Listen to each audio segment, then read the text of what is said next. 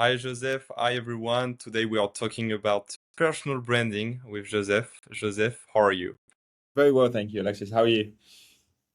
I'm good. I'm good. Great. For everyone meeting you for the first time, can you explain who are you and yeah, what do you do in life? Sure. So my name is Joseph Rudd. I am the strategy director at LeverBrands.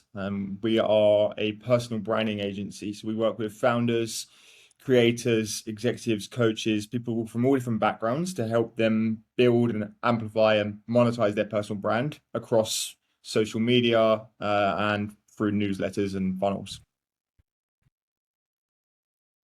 Okay, okay. Since how many time are you working in personal branding? So I've been professionally in personal branding for the best part of around 5 years now. Before that, I was kind of a Mm-hmm. generic marketer bouncing around different social media roles, content marketing roles. And so I've been in the marketing space for a little over 8 years. Personal branding kind of became a later development when I realized that was probably the best way to market through content in the modern era. Okay, great. Yeah, personal branding is a real subject nowadays. Yeah, like everyone is talking about it. Um, could you define what is personal branding? Because there is a lot of definition on that. Is it possible to have a clear definition so everyone can know and understand what it is? Sure. So I think there's kind of two sides to this. You have your personal brand, which is essentially just your reputation. And everybody, regardless of their online social presence or what they do in life, has a personal brand that's relevant to both their personal life and their professional one. And it's really just how other people speak about you when you're not in the room. And so, like, that's how I think about your personal brand as an individual.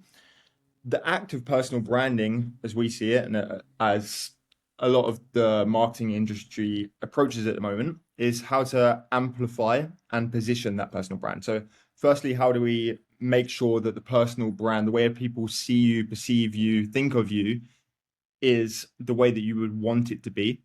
And then, how do we amplify that so that more people are aware of who you are, what you stand for, what your goals are, that kind of thing? Okay, and do you think like do everyone need a personal brand, or is it for specific people, for leaders, for managers? Is it for someone who want to develop his own I don't know uh, entrepreneur journey, or who is it for? Yeah. So again, I think everybody has a personal brand, right? But speaking more particularly about the act of building your personal brand, I don't think everybody needs to run out and do it. I think if you're in a position in life where you are satisfied with your day-to-day job, your day-to-day life, maybe I don't know, you're a bricklayer somewhere or something like that, and you just want to go to your job, you want to come home, you're happy with your setup, then you probably don't need to spend much time thinking about building your personal brand. The benefit and the people who should be building their personal brands are the people who kind of have a bigger goal for themselves or who want to change their lives in some way. Uh, and those are the people who can really, really benefit from personal branding. And it doesn't matter whether you are an employee in your first year of a job or whether you are a 20, 30 year seasoned CEO and founder, you can both benefit from that. If you're an employee, you can go and build your personal brand on a platform like LinkedIn. You can start talking about the work that you're doing, and that will quickly help you get recognized within your industry. It will quickly help you get new job offers and kind of leapfrog through your career. That's what I did. That worked for me and got me into a quite senior position quite early in my career. But then also, if you're like an exec or a founder, you can leverage personal branding to maybe launch your next business, to raise capital for investments, to make people aware of your product or service, and to funnel attention back to your existing service. And so it really is for everybody who has some idea of what the next stage of their life should look like. Okay, interesting. And like we defined personal branding. That's great. But what would be the next step for me? What's the key point I have to put in place to start building my own brand? Sure. So uh, I'm assuming that we're talking about a founder, a senior level person, an exec, someone like yourself, Alexis, who is maybe thinking about leveraging their personal brand for business growth and for marketing purposes. And so the first thing is to really figure out, okay, what are your goals? How do you want to be seen? What do you want to be known for? And who do you want to speak to? It takes a little bit of thought work. You can literally just sit down with a pen and paper and reflect on those things for half hour, an hour, however long it takes. And once you've got that clearly defined in your head, you can start moving towards the practical side of building your personal brand, which would be figuring out what platform is best for you, which would be starting to think about content creation and all of these things. And so, again, someone in your position, a founder, somebody who running maybe a service-led business, or SaaS platform, or something like that, LinkedIn is probably going to be your best bet in terms of platform in 2026. It's an incredible space for B2B growth. Okay. Everybody there is kind of already in work mode. They're looking to be educated. They're looking to connect with industry professionals. And so LinkedIn is going to be the first stop there for anybody in that position. The next thing is to figure out like 3 or 4 things that you want to talk about. We call them content pillars in the industry. Lots of people will be familiar with that term, but it's really just a guiding principle of 3 or 4 things that you can talk about day in, day out, that you're comfortable speaking about, and that by talking about those things, they'll start to build your presence the way that you want it to be built.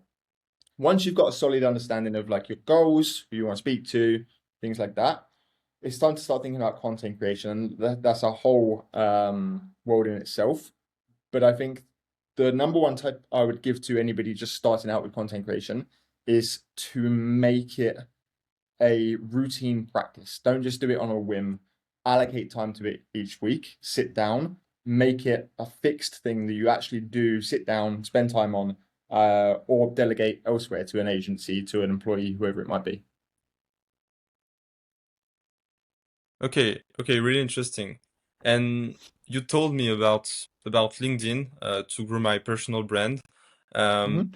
in your opinion, do I have to necessarily only employ the text method, or I have to make some video regarding myself, talking about the specific subject I master?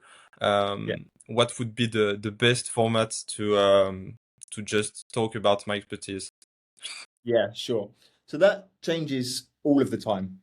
2 years ago, I'd have told you to post selfies with text on them. A year ago, I'd have told you to go off and make a whole bunch of carousels.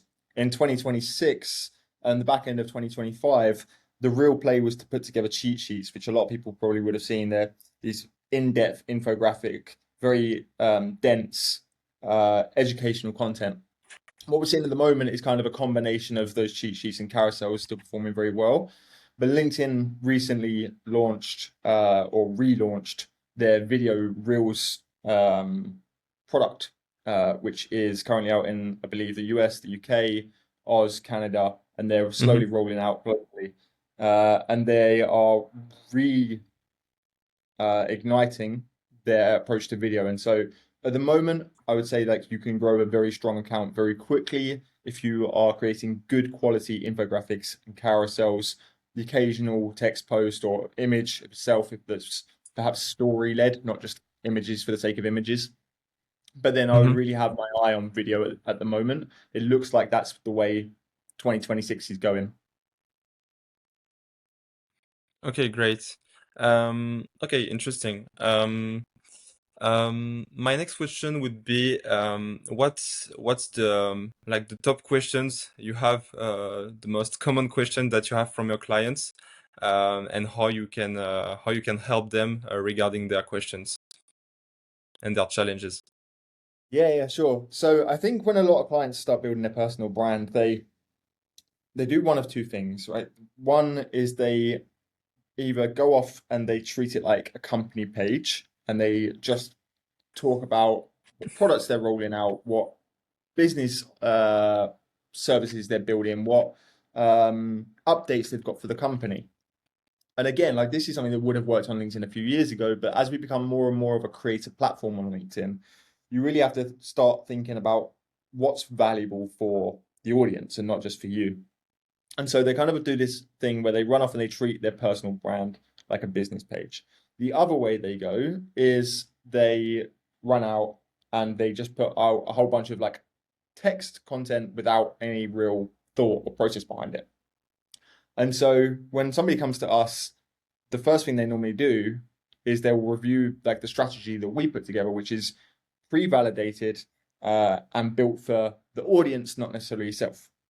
And so what that means is that we'll go out and we'll find viral formats, viral content, viral images and graphics, and we'll repurpose them and repackage them to fit you, your mission, your objectives, your brand identity.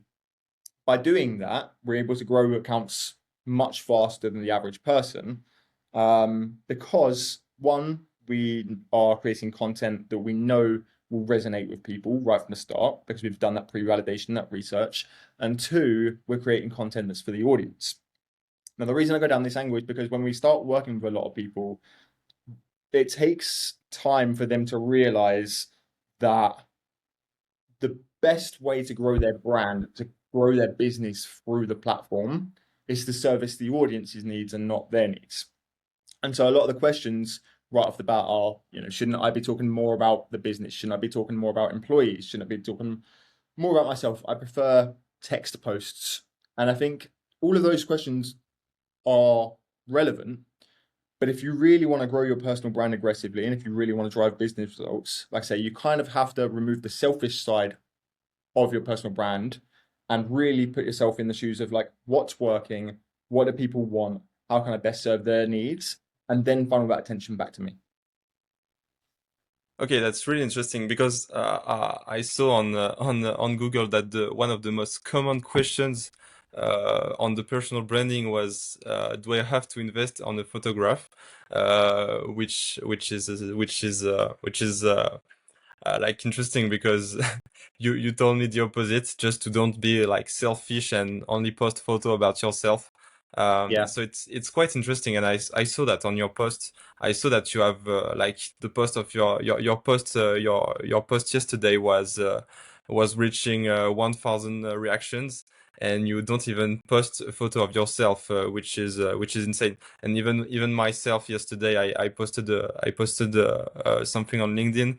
My post go with 700 reactions, and I don't even post my face. So that's really interesting. To be honest, I already I used to think that you have to like just put your face on the illustration of your post, but it seems that it's the opposite.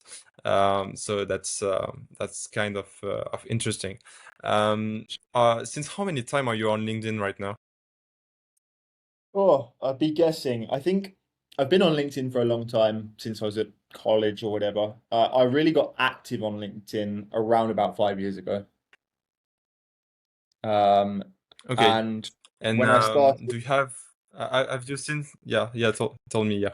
sorry, no, it's fine. I was just gonna say when I started, I was really just kind of dabbling. I do the typical thing that a lot of people do, which is I would just post when there was like a big company announcement, something like that. Exactly the type of thing that I was just talking about, and I would post sporadically. I would post maybe a couple of times a week, a few times a month, and uh, and I kept on doing that until eventually I started to see some results with posts and started to get some followers. I think I hit maybe 2,000 followers just by sharing the occasional update about things that I was learning, things that we were building at my previous job.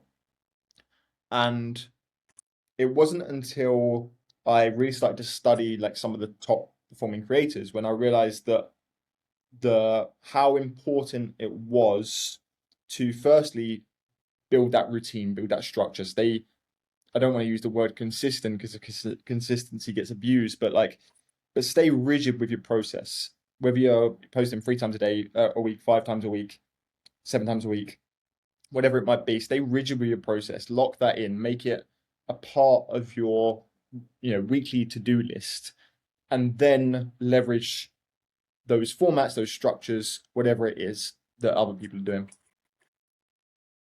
Okay.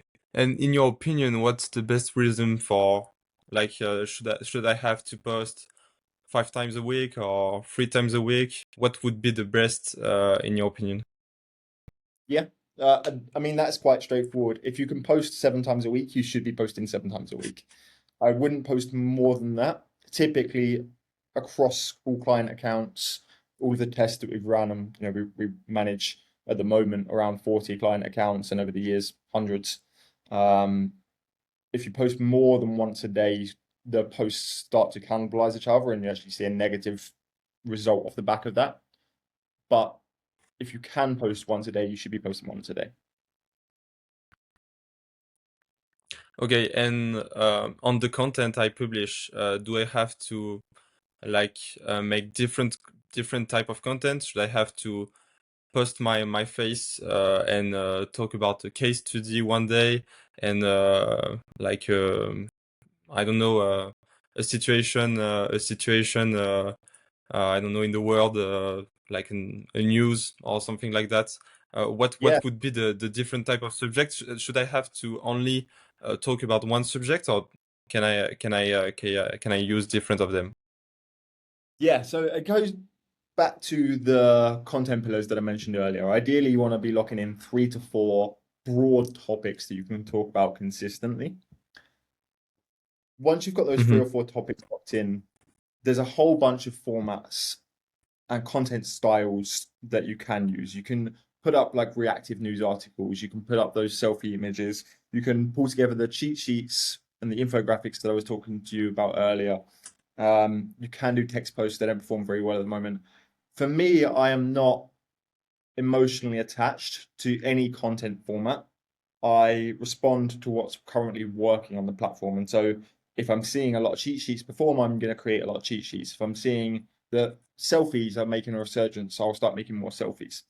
The caveat there is that if you are putting out a lot of graphics, if you're putting out a lot of text only posts, whatever it might be, even though they don't perform particularly well at the moment, I do believe in sharing one image or one video of yourself on a regular basis, maybe weekly, maybe every other week, something like that, just so that your audience get familiar with who you are, what you look like, and you're building that human connection. You're reminding them on a regular basis that there's a real person behind the content that's being put out. Okay, okay, it sounds good. Um, okay, what we are talking about personal branding. A lot of people want to measure the results. Uh, is there any way to measure the results? Is there a before and an after personal branding, or is it on the long term only? What would be your opinion regarding that? What are your goals? You talk about results. It really depends on like what the objective is. And so if your objective is that you want to be extremely well known within your industry, then you might have a goal to reach 100,000 followers. And if you really want to get into things, you might want to be in a position where 20 to 30% of your followers are CEOs or CMOs based in France, who are interested in tech and AI. LinkedIn is fantastic for providing data and analytics geographically, demographically, and you can look into the people who's following you and you can see what they do for a living. You can see whether they're male or female. You can see what age they are, what level of seniority they are, where they're based. And so if you're trying to build like a particularly niche audience, like I say, that might be your goal. You might want to set a follower target and a percentage of your audience being those particular targets. If your goal is lead generation, you want to get signups, you want to book calls, then the best way to do that is to track, okay, how many calls are coming through DMs. If I've got a sign up form or a landing page, you can put a link tracker in your bio, in the links in your posts, and look at how many clicks are Mm-hmm. actually coming from your posts and your bio to the landing page. Or if your goal is impact, it might be a completely arbitrary metric. For example, I have a client who we started with within the first, week or so, he'd gone from 0 to 200 followers, which was a very, very small number. Mm-hmm. And that was within a couple of days. But he reached out to me and said, "Hey, just wanted to let you know I was at an event. Somebody come up to me. They mentioned my content. I'm going to follow up with them. I'm going to have a chat with them. And that was almost instant. That was within a couple of days and very low, relatively follower account. And so it really depends what your goals are, but there are tangible ways to measure whatever it is you're trying to achieve.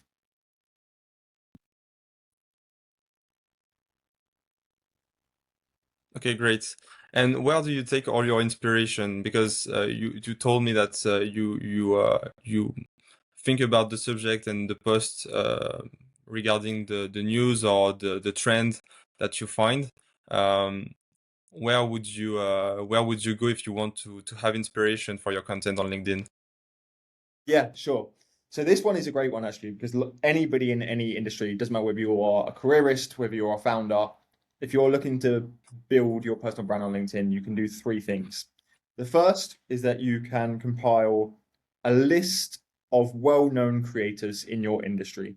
I keep a list of around about 10 people within the personal branding space whose content I love, who I admire, and once a week I will skim through their accounts. It takes me about 10 minutes, and I'll just have a look at what's gone viral for them, what's performed well for them, what did I just like arbitrarily, like just get a good feel for what's working on those accounts, and then ask myself how I can create my own version of it. We're not in the game of stealing ideas, we're not in the game of copying people, but you can take inspiration, you can learn lessons. And so it's really important that you study the best people in your industry at content creation.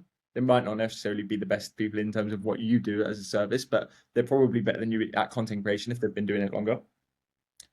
And then learn as much as you can from them. Have a look at like how the sentences were structured. Have a look at how the titles were phrased. Was it a negative thing? Was it a positive thing? And apply those learnings to your own content. The second place that we look for inspiration all the time is X. X, or formerly Twitter, is super active platform that, again, like LinkedIn, is full of B2B creators. And it's very, very easy to search by topic and by niche on X. You can literally just type in like a keyword relevant to your industry. So it might be marketing, might be personal branding, whatever it is. And you'll see tweets that are performing. The great thing about this is that if you look at a tweet on X that's done well, it won't give you the post idea in the same way that LinkedIn does, but it will give you a topic that you know will resonate with your audience. And you can take that topic and add your own thought leadership to it. You can add your own ideas to it, really make it your own. But you know right from day one that that topic is going to resonate with people over a particular pain point, over a particular interest, news piece, whatever it is. The final place, and this is a great one if you are interested in making visuals. So if you want to look to get inspiration for cheat sheets, carousels, images, whatever it might be, go to Pinterest. Pinterest is one of the most underrated platforms when it comes for visual inspiration. You can build mood boards on Pinterest. You can save things down within your industry that you can return to at any point. And again, like X, you can search keywords and you'll be presented with hundreds of designs that are pulled from across the internet. And so Pinterest does a great job of sourcing images from across the whole internet. So you don't have to go looking on Instagram and Reddit and wherever else. You've just got one place that will service you niche relevant graphics and images that you can then look at for inspiration.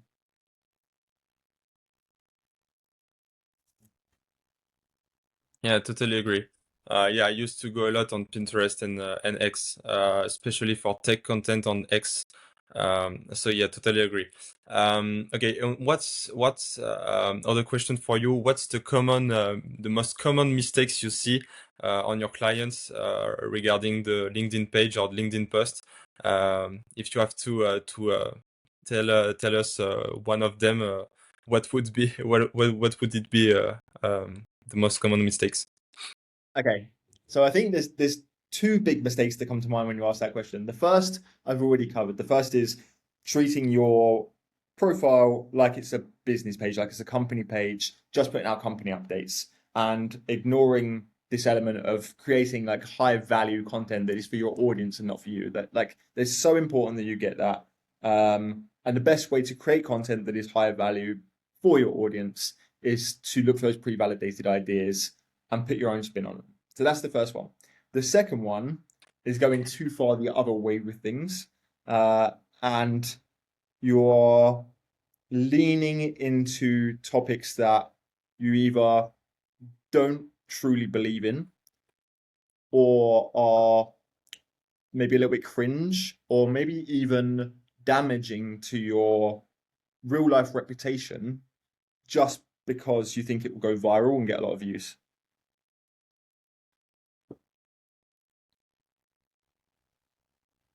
Okay. Okay, great. Okay, interesting. I have all the information. It was really interesting. And what's your next goals for the next few years? Do you want to stay on personal branding, or you want to move to move on another another industry? No, I imagine I'll stay in personal branding for some time. I am fascinated by working with founders, by working with coaches, execs, creators. I love collaborating with high achievers and people with big ambitions and big goals. And so that's really exciting for me. And on the other side of the coin, I am by heart a creative. I love creating content. I love looking under the hood and having looking at data. And so personal branding is the space for me. I foresee myself being in this space for the foreseeable future and for a very long time. And we, as an agency, I think will continue to get bigger and bigger and better and better. Like we're working with some truly incredible people at the moment. We're building some amazing brands, and I can only see that just keep getting better. Okay, great. And do you have any like personality that you have already follow that you're working with to help them growing their personal brand, or are they only like not that much famous? And what's your type your ICP? Are you working with people that are already have a personal brand, or only people who want to develop their personal brand? Yeah, so we work with a whole bunch of people who, from all different walks of life, mainly founders, the occasional Okay. exec or somebody who is going through a career transition, but mainly founders, CEOs, senior level people who are very ambitious within their business goals. They want to use personal branding to leverage their business goals to 10x their results, to be able to launch future businesses as well as grow this one. And so we work with people from all different backgrounds in all different industries, but primarily ambitious CEOs and founders who have already got a defined product, service, or business that is built. I can't talk about too many of my clients. A lot of them, as you can imagine, we have to be cautious of, but we do have some that we can share. And so to give people an idea, like we work with Chris Donnelly, who is a huge creator on LinkedIn, Instagram, everywhere else. Incredible entrepreneur, built many, many businesses, and is very involved with Lever. We help with his LinkedIn, we help with his funnels and launches of different businesses and stuff like that. I think he's at 1.2 million followers on LinkedIn now. We work with a guy called Rohan Sheth, who is an incredible marketer and networker. We've grown his account from pretty much nothing to over 100,000 in less than a year.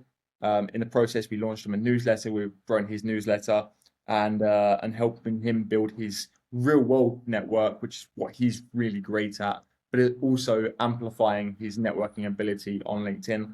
And so we work with some really cool people, like I say, mainly people who are ambitious and have a proven business model. But we are pretty much open to anybody with the right attitude and who really believes in personal branding.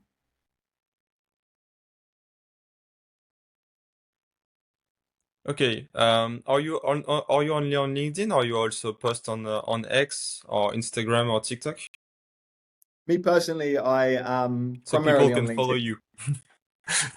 Yeah, yeah, no, I Okay, appreciate great. that for the shout out. I'm primarily on LinkedIn. If you reach out, Joseph Rudd on LinkedIn. If you listen to this episode, drop me a DM. I'm always happy to have a chat with people, share advice, that kind of stuff.